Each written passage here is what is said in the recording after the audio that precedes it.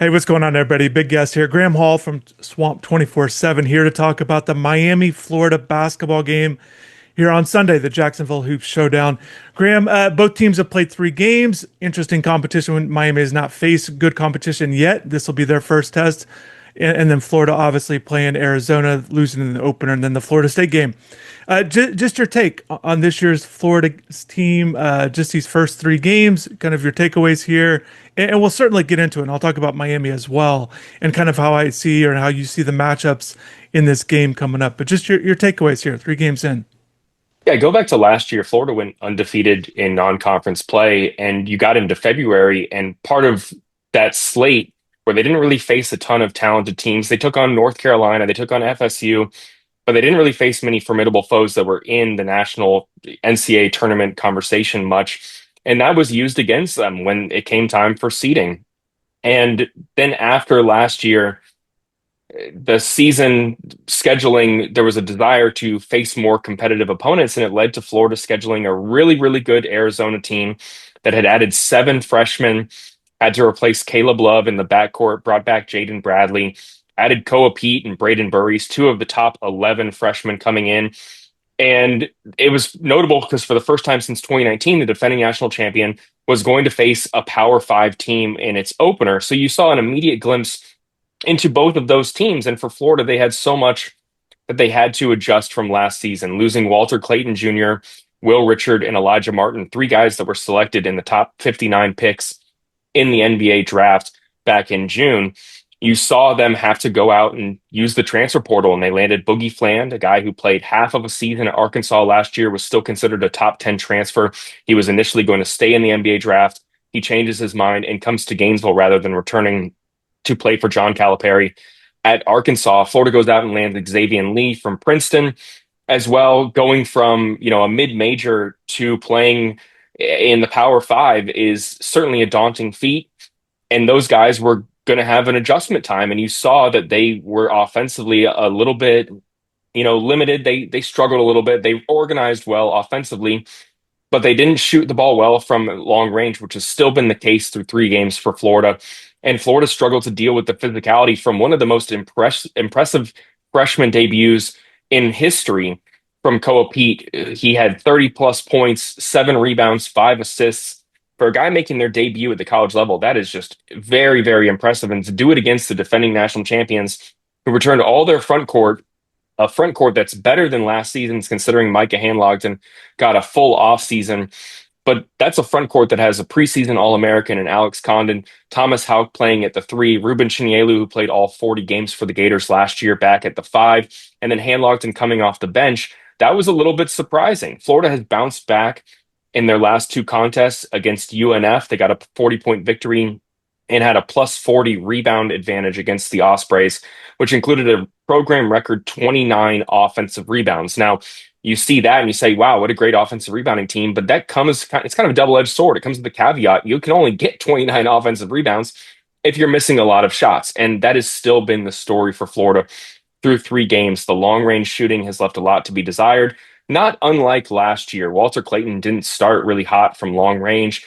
But if you had told anyone at the beginning of the year through three games, 10% of the season, that Florida wasn't a great outside shooting team, or Walter Clayton would struggle, if you looked back at that, you would have been like, what a crazy take. They just won the national championship. So it's a long season. The pieces in the backcourt are going to need some additional time.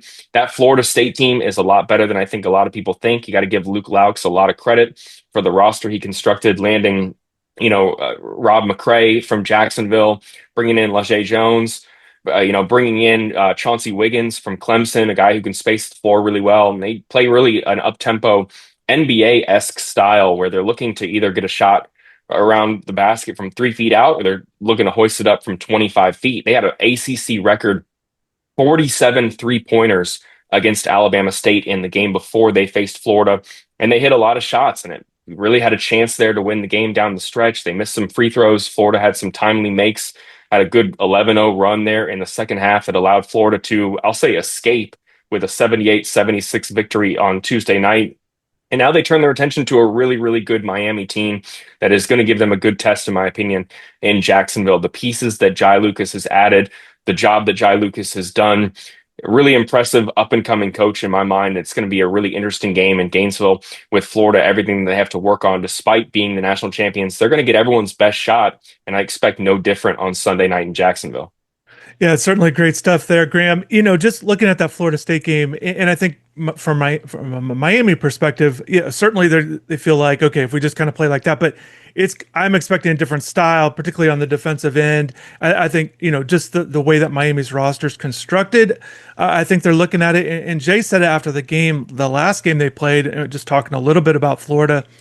And just like essentially they look a little bit like us, with the big front line and kind of the guard situation, just a little bit different. Whereas the Florida State, the way they were trapping, playing a little bit smaller, as you mentioned, the 3-point shooting, of all those things are a little bit different. So I think you have to take a little bit of that, and not that Miami can't be competitive the way Florida State was, but it's just a little bit different style. Maybe some of the things that gave Florida trouble in that game is going to be a little bit different for Miami. But Miami started at 3-0. Again, not facing quality competition. I thought the Bethune-Cookman game in the middle part of that three could have been tricky coming off that Auburn performance, but Miami's size was too much.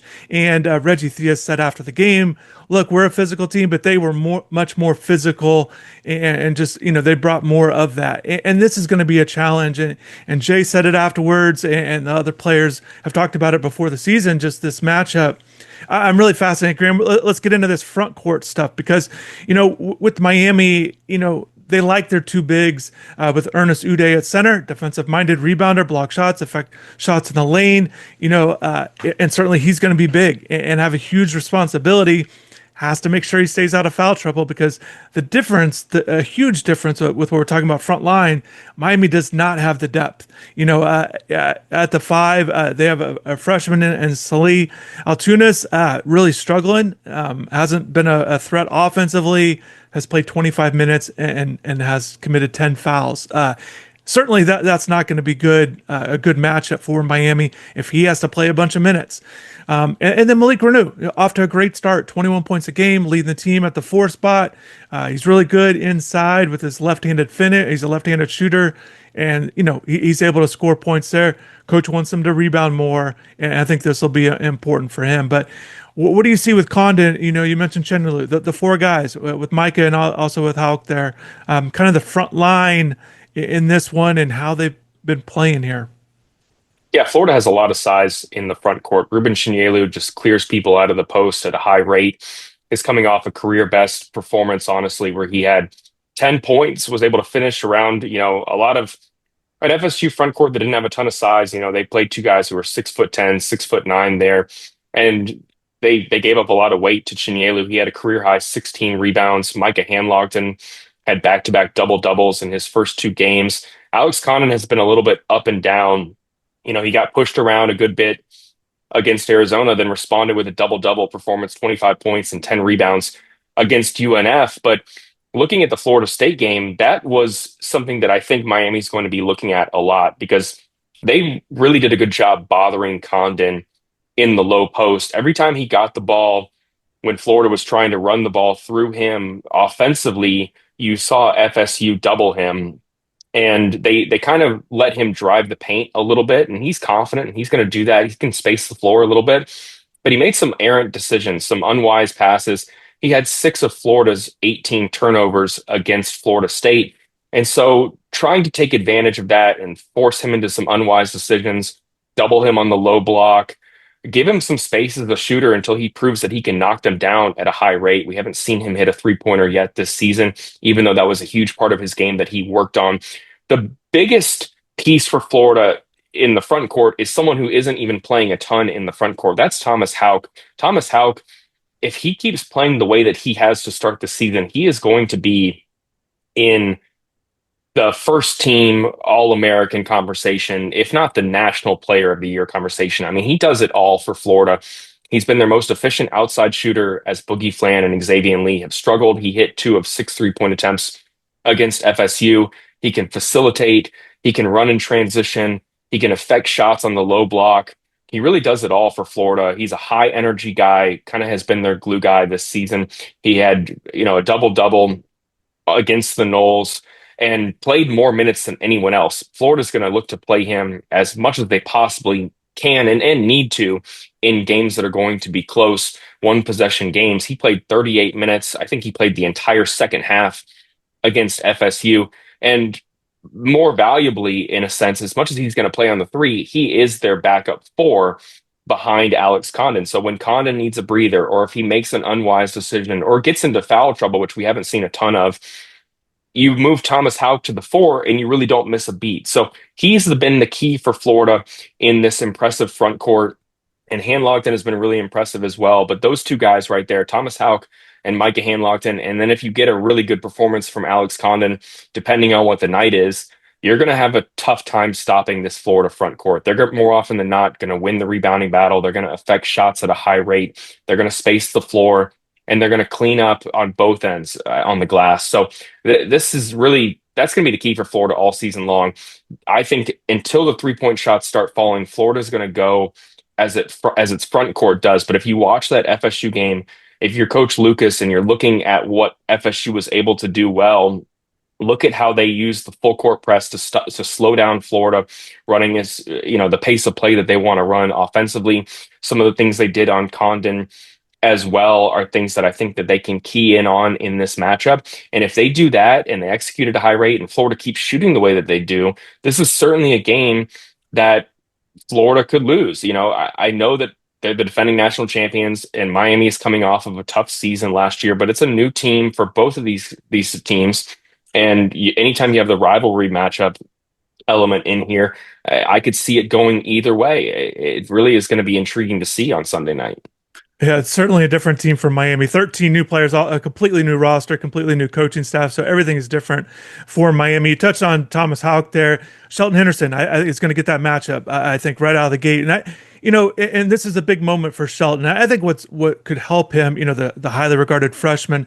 One of the things that helps Shelton or any freshman is their roles on the offensive end. And Shelton, essentially, right now, the way the team's kind of constructed, yes, he needs to score points, but he kind of fills in with his buckets. He still can get downhill and score at the basket. That's where he's at his best. But I think really focusing on making sure Houck doesn't get off and kind of getting his buckets occasionally, being able to provide some offense, getting the ball in the basket. I think it's going to be big for him. But yeah, defending rebound big for Shelton, as it will be the rest of this month. Just looking at teams ahead with the matchups. So I'm looking forward to that. And then, as you mentioned, with Houck, when he goes to the four, Miami again not deep on the with their bench in the front court, but they have a guy off the bench in Marcus Allen who is more of a three, but can play that four and kind of just athletic, good length there. Again, a defensive-minded guy, and I think you might see that matchup there. But certainly, I'm fascinated to see. Again, we're just still learning about Jay Lucas as a coach, and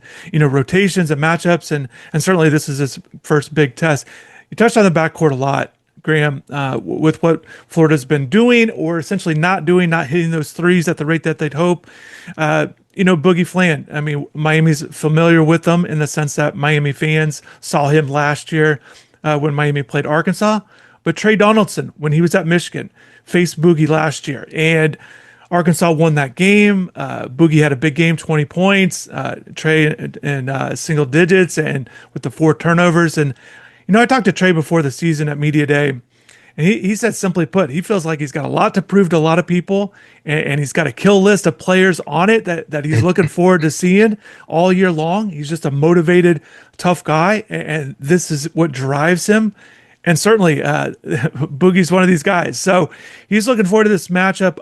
I think it's going to be interesting. I know Trey would want that matchup, but it'll be interesting if they put True Washington, who Jay Lucas feels like is or wants to be one of the best perimeter defenders. Do you put him on Boogie, and then or do you put Trey on with Xavier Lee there?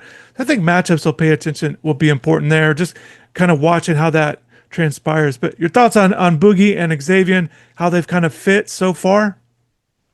Yeah, they're going to need a little bit more time to acclimate and work together. I'll start with Boogie. I think his defense is extremely underrated. I think a lot of people thought he was going to be this 20 points per night scorer, and he may eventually be that for Florida, where he's scoring 18, 19 points a game. But the shots from long range haven't really fallen. He didn't hit a 3-pointer in Florida's first 2 games, knocked down a pair against the Knowles, but he hasn't really had the long range, efficiency that you're looking for him. But he's really active in passing lanes. He's a physical guard. He's tough to get by. You're not going to beat him off the dribble a lot.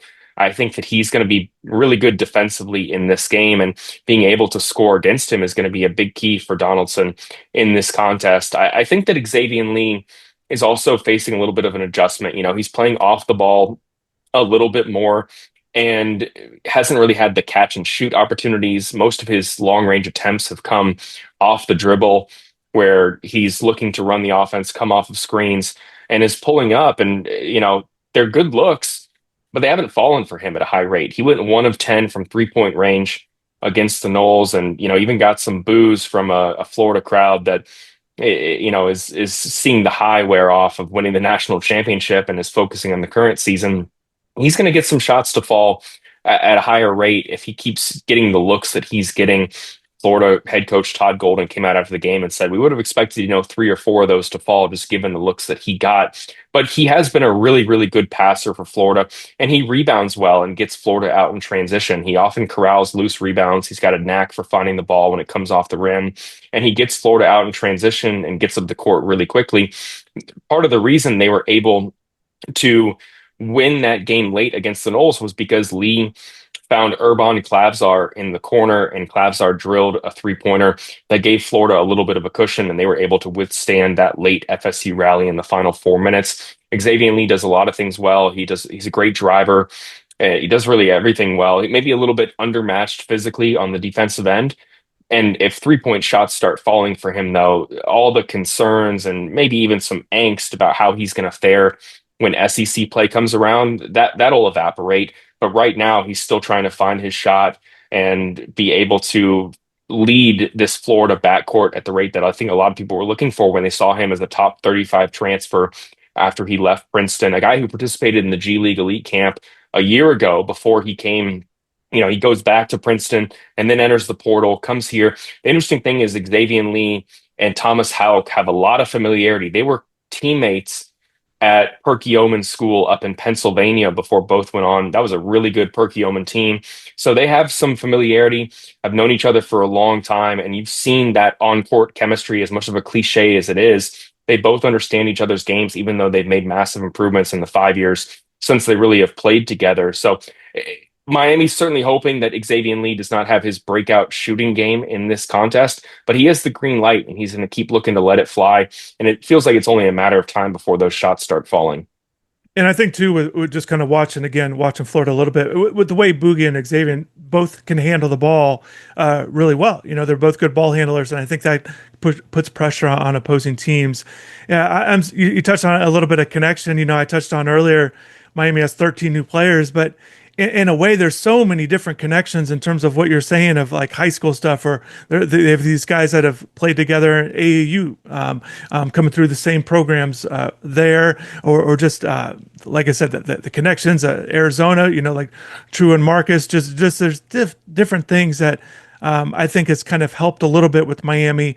They've got a lot more local guys than they've had in the past, so I think that Florida connection has helped them as well. Just kind of even if they didn't know each other. So, look, we're going to wrap this up, Graham. But I know Miami. These 3 guys that they're going to lean on with Ernest, Trey, and Malik, all seniors, guys that have played at high level basketball. They have different games. They bring different things to the table. They're going to lean on these 3 guys all season long. And I think this is going to be the big one early on, obviously. And certainly, look, a lot of respect to BYU coming up, but with what Florida has, and it's their first test to kind of essentially show everybody what kind of team they have, I know they're looking forward to it. So we'll see it. But Graham, I think those matchups, in the front court, again, Ernest has to be on the court. That'll be big. And rebounding, you touched on Xavier, being able to rebound the ball, rebounding to all 5 positions going to be important. So there'll certainly be points of emphasis. Miami's going to be well aware of what Florida does. It's just a matter of will they be able to essentially match them or counter them, or essentially, obviously, looking to win some matchups there. So that'll be the big key. Graham, any final words, maybe keys to the game, or a key to really watch for as we wrap this up? Anything off the top of your head, even though you've already provided plenty of great stuff? Yeah, well, first, I love the connections. Alex Lloyd, Florida's freshman point guard, played on Night Ride as elite with Dante Allen, that team that had the Boozer twins as well. I love those connections. People may remember that Malik Reneau was formerly committed to Florida when Mike White was still the head coach at Florida. Then he goes to Indiana, has a really, really impressive couple seasons, and now comes back here. So I like that connection as well. And let me just say before I give my keys, I would like for this Florida Miami rivalry to be an annual thing. Florida plays Florida State every single year. Let's get Florida Miami in the same week every single year. We can go Jacksonville, we can go Gainesville, we can go Miami. I would love to see it. The fans deserve it.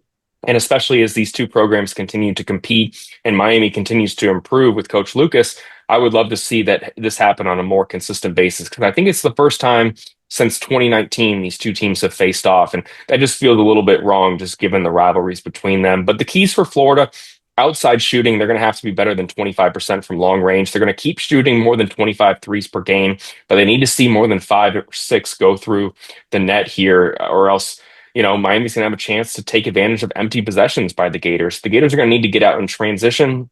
They were limited a good bit in doing that against FSU with some of the looks that the Noles gave them from the full court press, the half court trap, doubling in the low post, and trying to slow Florida down consistently. If Miami is not great at stopping the press, Florida has a chance to really take a sizable advantage in this game. And I'm looking to see how Miami does it. And then, yeah, limiting turnovers. That seems like such a cliche. You can't have 18 turnovers a night. You can't, again, come up with empty possessions. You can't have careless ones. Boogie Flan didn't have a turnover through the first 2 games, and he had a couple against FSU. He's got to get back to organizing the offense for Florida and being a really efficient scorer and an impressive defender, which he has been. He's looking a little bit less explosive than we thought, and that may be due to some of the lower body injuries he dealt with. He had the sports hernia repair in the offseason as well. Everyone knows he had the broken thumb at the start of SEC play, which ironically enough came against Florida at the start of SEC play in January last year. Getting him going as well is going to be a key for Florida in this game, and getting a little bit out of their bench as well, whether it's obviously Micah Hanlogton coming off the bench, but CJ Ingram only played a minute against FSU. He looked good against Arizona, but you need to get at least, 4 or 5 quality minutes from him because you can't have your main starters playing 32, 33, 36, 38 minutes a night because by the time you get into league play, you're going to be starting to feel that in your legs when you're playing twice a week against really, really good teams in the SEC. So getting Urban Klabsar to contribute, maybe you'll see Alex Lloyd in this contest as well. If Florida can get into its bench a little bit and keep their guys in the front court fresh, they should have a really good chance at winning this game, as much as Miami fans may not want to hear that. But there are certainly some things, if you study the film from Florida's first 3 games, that Miami could look to exploit in this one. Yeah, and I think some of that I know you touched on earlier. Maybe Miami will have a little bit of pressure. We'll show a little bit of that. We haven't seen it yet, but certainly with the opponent that they've been facing, we don't know exactly what they're going to do. Maybe they're going to have that a little bit. But I think Miami's going to sit back. They're going to play their man-to-man defense. I think the keys for Miami. I think on the offensive end with Malik Reneau, I think he's got to be a guy that has one of these big games. And I know it's a lot of pressure on him, but the way that they're built and way they want to get their points. And look, the difference, you talk about Florida not being able to shoot it well, or they haven't shot it well yet from three. Miami is not going to take a lot of threes. They're not built like that. They're shooting at a good percent at 35%, but they've got Timo off the bench. Malowitz there that's hit 8 3-pointers, kind of an X factor a little bit. He'll put up some threes, but other than that, True and Trey haven't been making a ton of threes, just one for each of them. True's hit 5 so far. Actually, he's been hitting at a good rate, and I think True can kind of spot up and hit some threes. But Miami's not going to get their buckets typically from the 3-point land. They want to, essentially score inside and kind of hit some shots there, but they want to get to the free throw line. I think that's going to be a big thing. Jay has mentioned this. Look, they want to make more free throws than the other team shoots from the free throw line, and that's a goal. So I think that'll be something to watch for. But Malik has to have a good offensive performance. Other guys have to certainly fill in and hit shots. And then on defensive end, I've talked about a bunch already. Ernest has to be able to be on the floor, play well, and he's really their best chance to be able to slow down the interior there. And look, he's a defensive-minded guy. That's this is what he wants. This is what he aspires to do in terms of rebounding, defending these guys, and certainly Malik's got to provide some of that as well. But the backcourt, I think, is going to be big. I think I think Trey's got to have a big game too. And I know Coach Lucas said, look, after last game, I think it was, he wants him to be a pass first kind of point guard. But for me, with the way this team's built, I think Trey's got to be able to provide buckets and score points. I think he's got to be a guy that's very aggressive, looking for his shot. And we have seen that early on to start the season. But I think Trey's got to have a good game offensively, not just the floor game, getting other guys involved. I think he's got to be a guy that does shoot some 3-pointers, kind of loosen things up.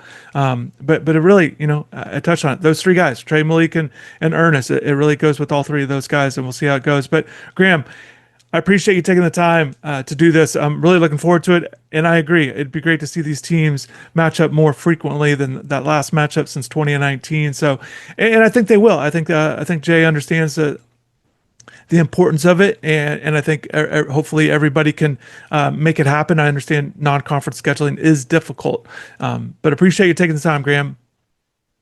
Yeah, pleasure's all mine. Looking forward to watching this one. Unfortunately, I won't be in Jacksonville because I have to go up to Oxford to cover Florida football versus Ole Miss. With all this Lane Kiffin madness, I'll be watching it from my hotel room Sunday night in Oxford before I fly back. Unfortunately, going to miss this one in person. I wish I was there because I think it's going to be a great game. And I really appreciate you having me to talk all things Florida. It should be a great game on Sunday. And everyone traveling up there, stay safe, stay healthy. And we got to do this again soon and talk Florida basketball. Hopefully, this is the annual thing for sure, Chris. Yeah, sounds good. Take care, man. You too.